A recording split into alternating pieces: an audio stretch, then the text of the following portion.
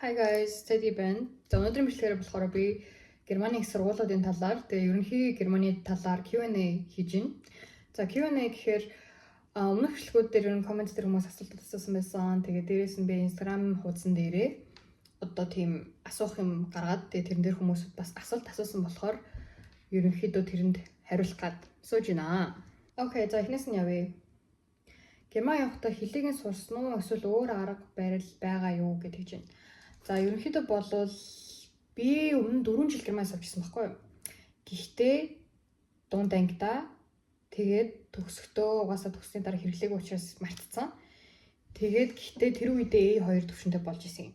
Тэгээд яг би сургууль руу аплайдахтаа бол A2 төвшин тэгээд явуулсан. Гэхдээ манай сургууль нэг хувийн сургууль учраас ер нь хичээлүүд нь англи дээр ордог учраас хэл бол шаардлагагүй. Гэхдээ одоо улсын сургууль байх юм бол ер нь Германы хэл шаарддаг B2 юм уу C1 төвшөнтэй байх хэрэгтэй гэдэг. Студиумаар ирсэн үү эсвэл Ausbildung-ээр ирсэн үү? За студиум гэхээр сурлаг гэж ойлгож байгаа учраас тийм ерөнхийдөө студиумаар ирсэн. Тэгээд их сургуульд сурж байгаа бакалаврын төвшөндөө. Ausbildung бол биш. Ausbildung болохоор нэг ажиллангаа сурдаг тийм хөтөлбөр байдаг. Одоо олон улсын сурагчдад зориулсан тийм Германы хөтөлбөр байдаг. Гэтэ тэрүүгээр бол ирээгүй. Ер нь бол бакалаврын төвшөнд ажил хийхгүйгээр зүгээр дан сурж байгаа гэсэн. Еш өгснөө бакалавраар сурахад заавал еш хэрэгтэй юу гэдэг чинь ерөнхийдөө болвол еш би өөрөө өгөөгүй. Яг би 2-3 хичээл дээр бол өгсөн. Гэхдээ хэрвээ одоо улсын сургуульд тэгээ одоо төлбөр амар багтай тийм улсын сургууль сурья гэж бодож ивэл ешийн 5 хичээл шаарддаг. Тэгэхээр нөгөө нэг 5 үндсэн хичээл авч тэрэн дээр бол еш шаарддаг. Гэхдээ ингээд над шиг төлбөртэй хувийн сургуульд сурах гад ирэх юм бол ер нь бол еш шаарддаг. Ер нь хаасаагүй хувийн сургуулиуд байгаа. Нэг их бол биш. Гэтэ байдаг. Тэгээд тэдэр нь бол өндөр төлбөртэй гэж би бол хувьдаа бодож байгаа. Ер нь бол нэлээд өндөр төлбөртэй.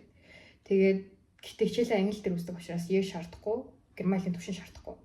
Ямар сургуульд орсон бэ? University or Hochschule гэнэ. За би болохоор University сурж байгаа. Hochschule гэдэг нэг University of Applied Sciences гэж явдаг. Тэгээд Applied Sciences гэдэг нь одоо илүү тийм олон мэргэжлийн сонголт байхгүй гэдэг ч юм уу эсвэл ингээд яг нэг тийм specific тал руугаа байдаг гэх юм уу. Тэгээ би болохоор university сурж байгаа амар олон төрлийн мэргэжилтэй. Гэхдээ яг 2 дугаар жилээсээ бол би шилжээд илүү том хувийн улсын сургуульд орно гэж бодож байгаа. Одоо Германилаа сайжруулж байгаа. Одоо 1-р курсээ сурж байгаа хоорондоо Германилаа сайжруулад тэгээд 2-р курсээс ер нь шилжих зорилготой байна. Нэг одоо ихэнх улс ер нь бүх улсын сургуулиудын хичээл нь Германи дээр ордог байхгүй юу? Англи дээр ордог нэг хэдхэн ширхэг хөтөлбөр байдаг. Гэхдээ still Германи хэл ингээд шаарддаг учраас ер нь бол Герман хэлтэй байх хэрэгтэй. Хэрвээ улсын сургууль төлбөр багтаа сурья гэж ивэл ер нь B2 юм уу C1-тэй байх хэрэгтэй байдаг. Тэгээ бас ер нь амьдарч байх үед ингээд зарим хүмүүстэй ингээд харилцаад ч юм уу тийм үйлчлэгнээ байгуулахад ороход гэсэн Германи байвал зүгээр. Тэгээ би нөгөө нэг Монгол ерөөсөө Германи хэрэглэдэггүй байжгаад тэгээд мартцсан байсан байхгүй юу? Тэгээ мартцсан байжгаад Германд ирсэн чинь яг орчинд нь ирсэн чинь ингээд багаар сэргийдэж эхлээд тэг ингээд ер нь жоохон ойлгодог бас баг зэрэг ярьчдаг болж байгаа. Тэгэхээр тэрэндээ их баяртай байна. Тэгээд одоо миний орс хэл ер нь бол бартагдах юм шиг санагдаж байна. Хэрэглэхгүй болвол за хэдийн хэлээр ярьдаг вэ гинэ. За тэгэхээр би нийтдээ за жихнээс нь явчих. За эхлээд бол англи хэл байгаа. Англи хэлээр одоо яриад 10 нэмэх хичээл болж байна. Ер нь баг. Тэгээд одоо болохоор IELTS-ийг зааж байгаа гэдээ би бичлэгэн дээр бас ярьж исэн. Тэгээд лав мараа Instagram хаяглаа бичиж болно. За хоёрт болохоор орс хэлээр ярьдаг. 10 жил би орс хэл сурсан. 10 жил бүх хичээл орс хэл дээр үзсэн. Нөгөө орс школд байсан. Тэгээд тийм учраас би орсоор амар сайн ярьдаг гэж өөрийгөө боддог. Гэтэ одоо ер нь бол мартагдаж байна. Хэрэглэхэ болцсон ч юм. За тэгээд гуравт болохоор Герман хэл оролцуулчих. Ер нь бол өмнө нь 4 жил сурчсан гэд хэлсэн. Тэгээд тийм учраас ер нь бол A2 төвшөнтэй өөр ингээд харилцаад ингээд ийшээ тийшээ юм хүчижиж conversation өгнөж чаддаг.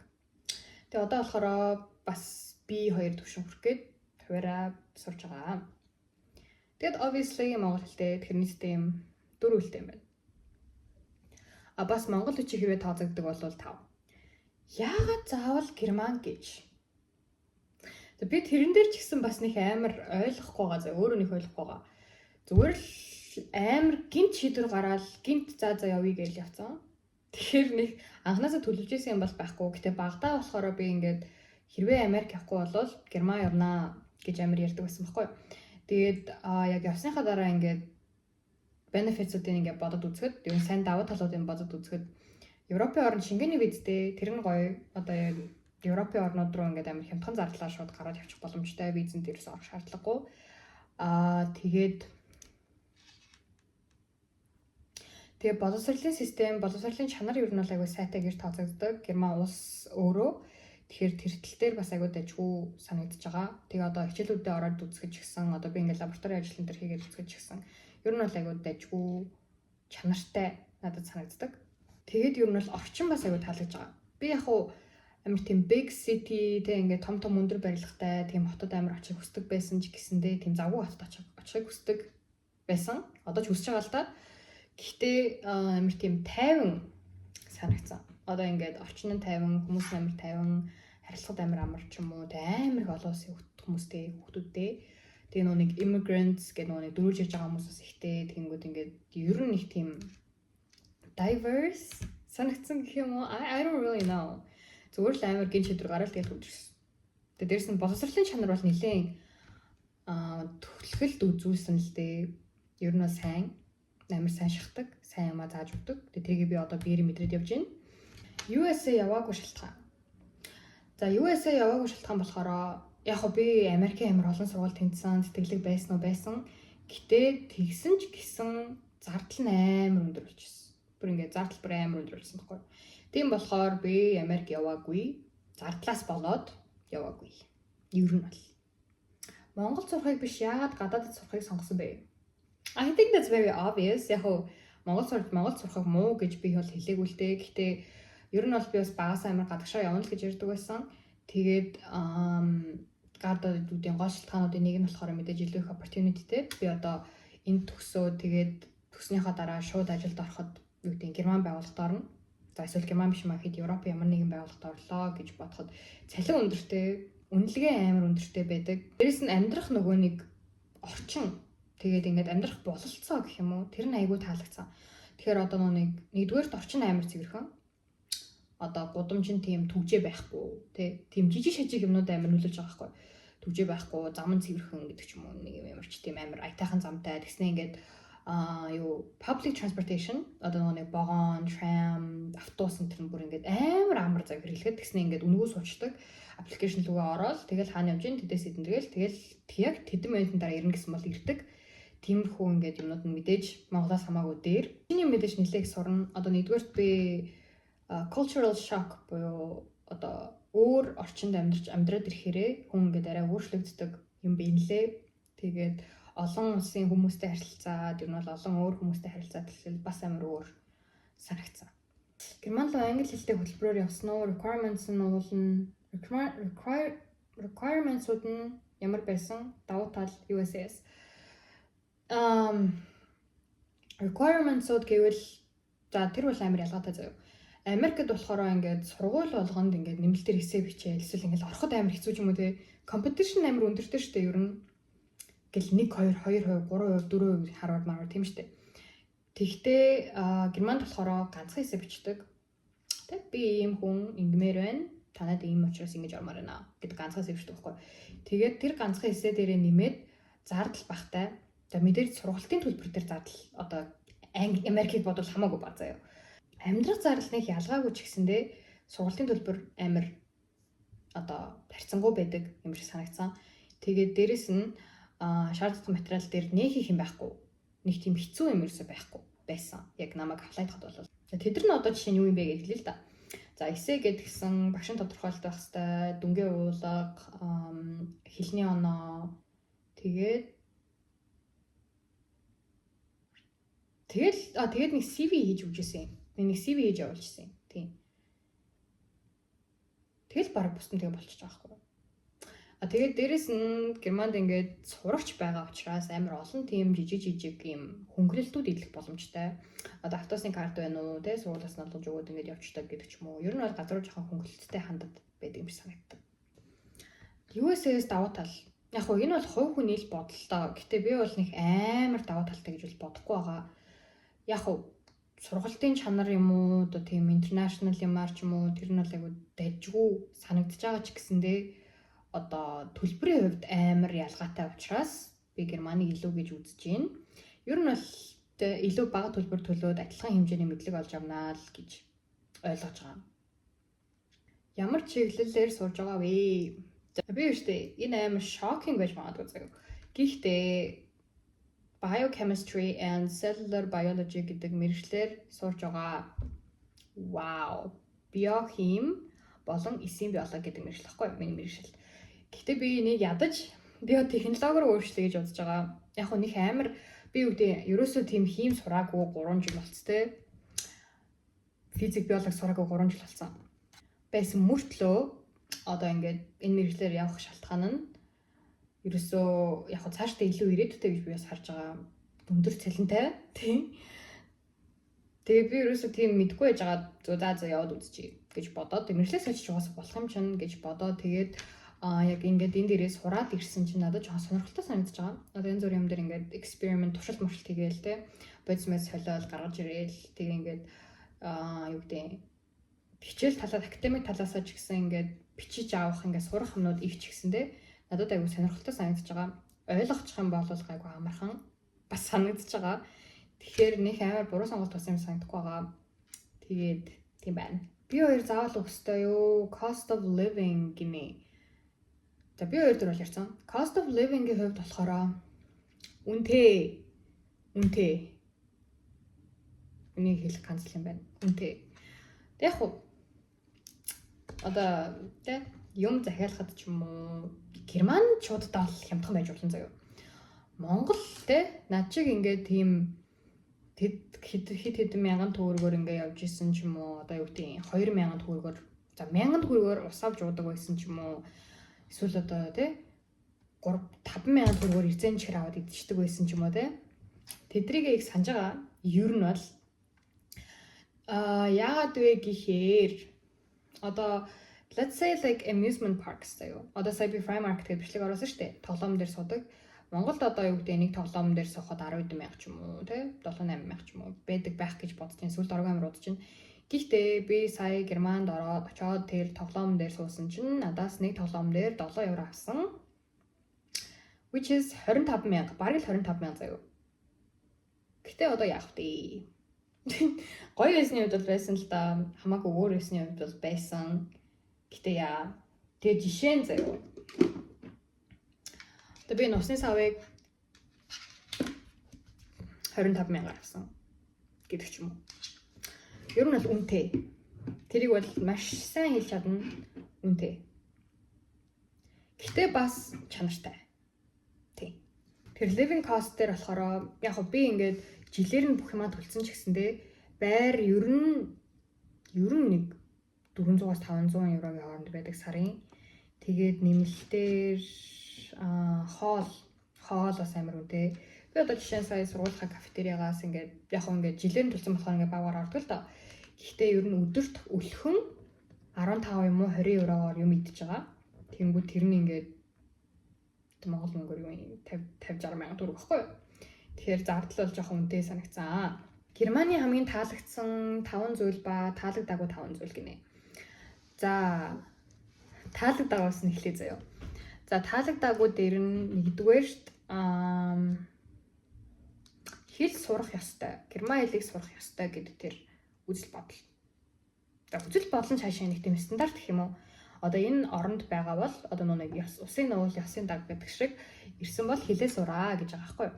Яагаад вэ гэхээр би ингээд сургууль дээр нэг герман хэл хэлдэггүй ч гэсэндээ одоо ингээд дэлгүүр хошоо ороод ч юм уу эсвэл ингээд зүгээр л normal энгийн хүмүүстэй conversation хийхээр ихэнх нь англи хэл мэддэггүй заяа. Тэгэл ингээл би амар англиар хичээлж явсан гол нөгөөх нь what юу лээ?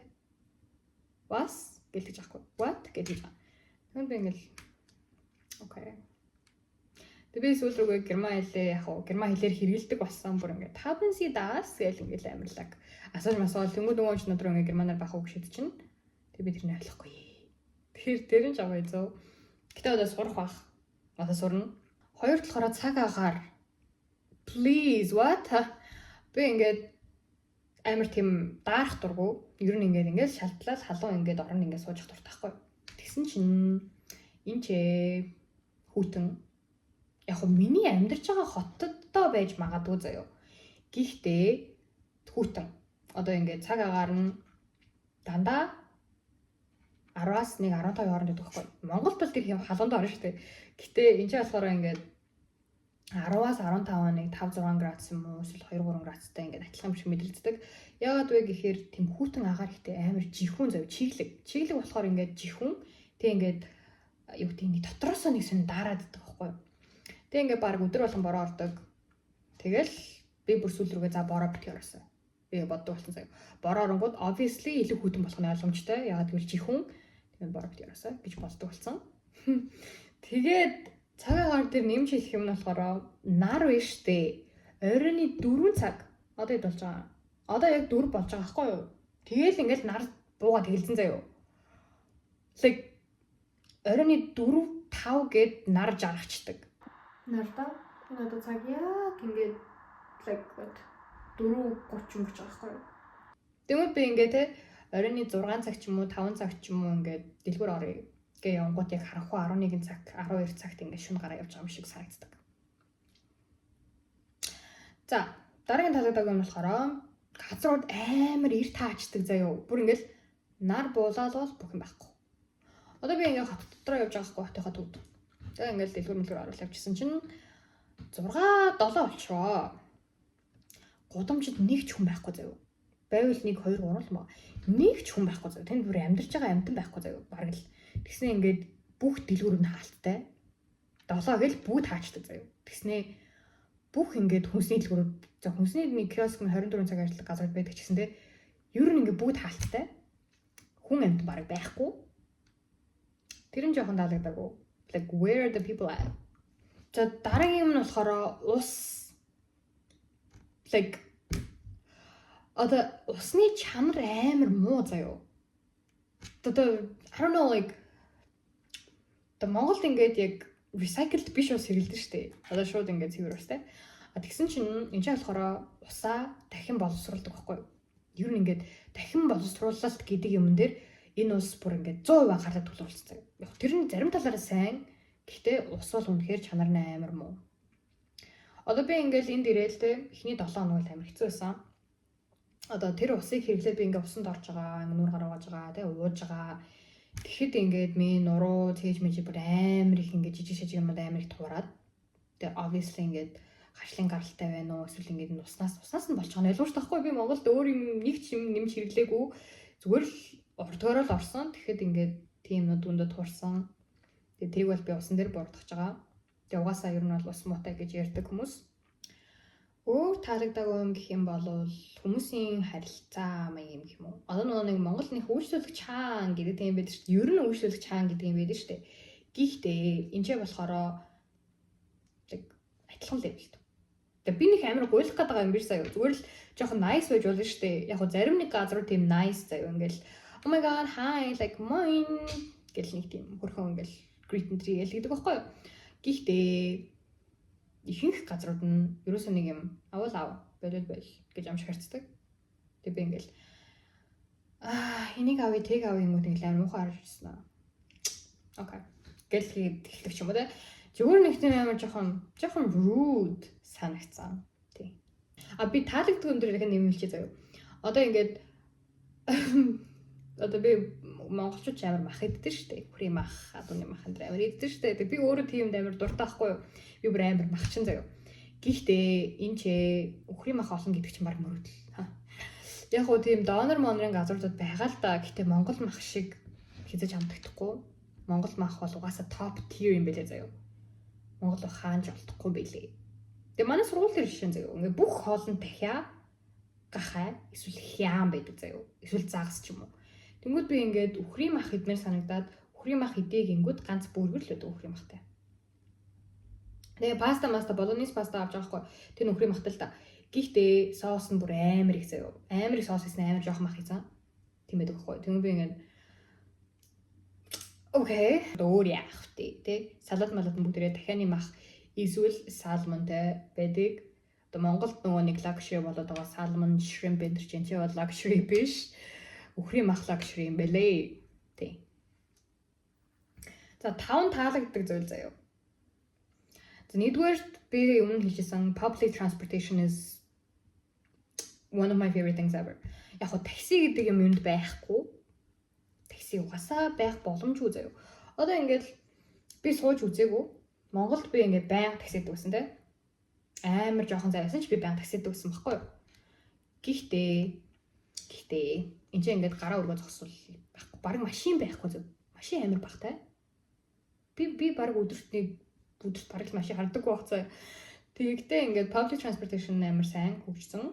Одоо ингээд би хаашилвал хашаа зүгээр л ингээд Google Maps-аар гарч ирж байгаа л за иш явмаар байна гэмгүүд энэ цууд хэдэн цагаас гээл цагууд нь ингээд бүр яг accurately бүр яг тодорхой ингээд бэж идэв заяа. Тэгэл би тэр цагийнхан дагуу хүлээж байгаа л орос учдаг. Тэгэл амар хурд очиж газараа.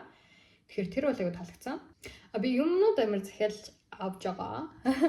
Юу ясахгүй юу? Би одоо Монголд байхдаа хятадаас амар их юм захиалж авдаг байсан. Because I love online shopping and I don't love when I spend a lot of money. Тийм болохоор би ингээд Монголд хятадаас амар их юм захиалдаг байсан байхгүй юу? Хэрвээ анзаарсан бол миний бичлэгч гэсэн байж байгаа. Тэгээд би энэ чинь нөгөөний захиалтай юмаа хөгжлүүлэлт хийх гэсэн чинь нөгөө нэг Shein, Temu энэ төр нөгөө хятадын бас юмнууд байдаг шүү дээ. Хөгжлүүлэлт хийх юм үү? Please амар үнэтэй заяа. Гэтэ би нөгөө нэг баахан ухаж агаад баахан дискаунт авч агаад нэг баахан захиалсан байхгүй юу? Баахан дискаунт авч агаад амар хямдхан мөнгө төлөөд тэг баахан захиалсан байгаа. Тэрний бичлэг coming soon. Тэгээд захиалгын тим юм айгу хөгжсөн амар. Тэгээд 3-т болохоор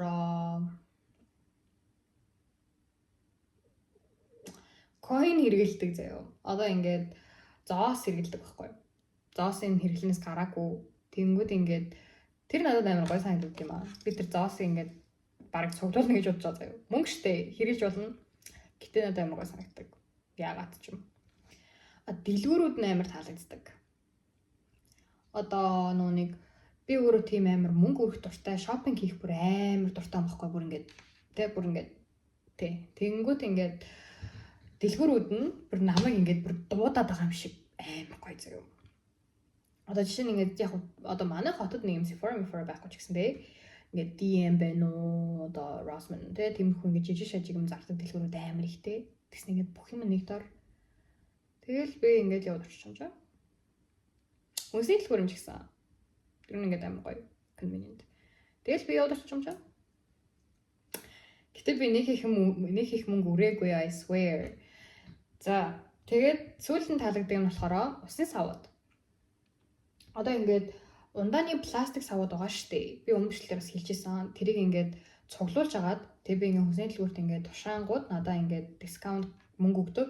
Тэгмээд одоо би өмнөх ингээд тушаалтан дээр одоо ингээд бага усны сав хийгээд би 10 евро авсан байхгүй. Тэгээ тэр 10 еврогоороо одоо дэлгүүрээс авсан юмасаа ингээд хасуулаад тэг би нэр төрөө төлөөгүй. That's so nice.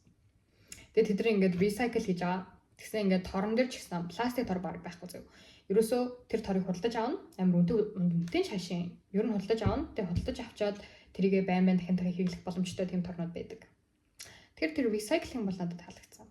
10 жилээ хэдэн онд төгсөн бэ гэнэ? Жохон сонио асуулт байна. Гэхдээ би 2023 оны төгсөвч. Тэгээ би нэг gap year авч агаад тэр орондоо Америк ажил хийгээд тэгээд яг туршлага оромжлуулсан. Би туршлага оромжлуулад яг миний мэргэжилтэй холбоогүй ажил л да. Гэхдээ одоо би тэр ажиллаараа онлайнаар ер нь мөнгө олж байна. Which is great.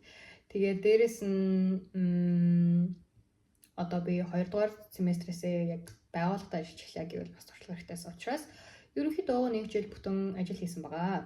Тэгээд gap year-ийн дараа 1-р семестрт 1-р курстэй бакалавраар орж ирсэн. Тэ үн сэтгэл авсан юм. That's a nice question. Би болохоор 80% сэтгэл авсан. Wait. Би 80% сэтгэл авсан. Тий 80 байна. Ер нь манай сургуулийн үнэтэй сургуулахгүй бүтнээр нь төлөө гэж тэгвэл. Гэтэ би 80% тэтгэл авсан болохоор ингээд сууж байна. Их сургуульд орохын тулд юу шаардлагатай вэ гинэ? Би сая хийсэн штэ. Гэхдээ тэрэн дээр нэмээд улсын сургууль сурмаар байгаа болвол нөгөө нэг юу хэрэгтэй? 5 хичээл дээр яаш хэрэгтэй. Тэгээ тэр нь өндөр оноотой байх хэрэгтэй. 700-аас дээш байх хэрэгтэйсэн санагдчихэв.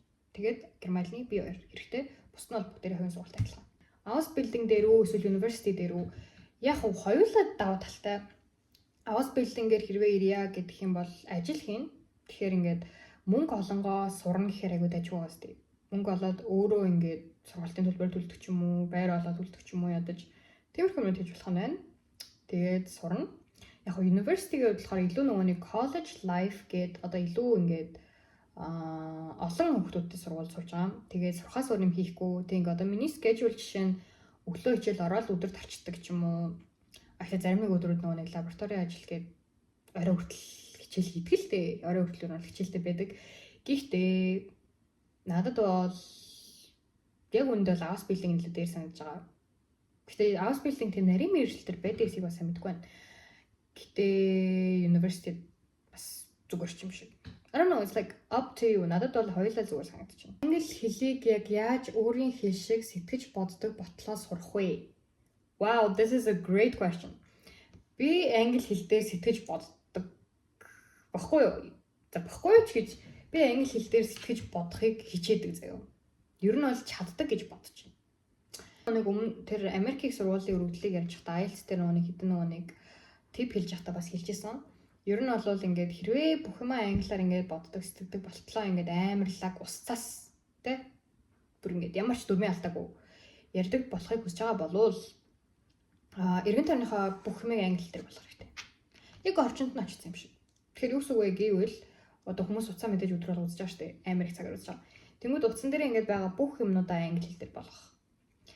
Үзэж байгаа бичлэгээ бүгдийг англиар үз, сонсож байгаа дугаа англиар сонс, уншиж байгаа юмнуудаа бүгдийг англиар болго. Хүнтэй заавал харьцах шаардлагагүй заяа. Би нэг амар харьцаагүй байж байгаа л сурцсан заяа. Ер нь бол нэг амар хүнтэй харьц тэгж англиар нэг амар гэл тэгж нэг одоо хувийн сургуулийн хүүхдүүдийг хувийн ч гэж ер нь нэг тийм нэг англиар амар ярьдаг хүүхдүүд тэгж амар хүмүүстэй тэгж англиар харьцаагүй тэгж сурцсан. Гэхдээ эргэн тойрныхоо бүх юмыг англиар болгож байсан байхгүй юу? Ер нь ингээл аяндаа л өөрөө болцсон юм. Нэг ном уншвал бүгд англи хэл дээр тэ ойлгохгүйсэн ч хамаагүй үзээл уншаа сонсоод байхад тэгээд аяндаа ингээд яг одоо толгойд орчдөг гэх юм уу. Одоо нэг хүүхчин дөнгөж төрхөөрөө тэгж хэл сурдаг штэ. Бусдыг сонсоор аваад харсаар аваад ярихын сонсоор аваад сурчдаг. Тэрнтэй ялгах байхгүй юу?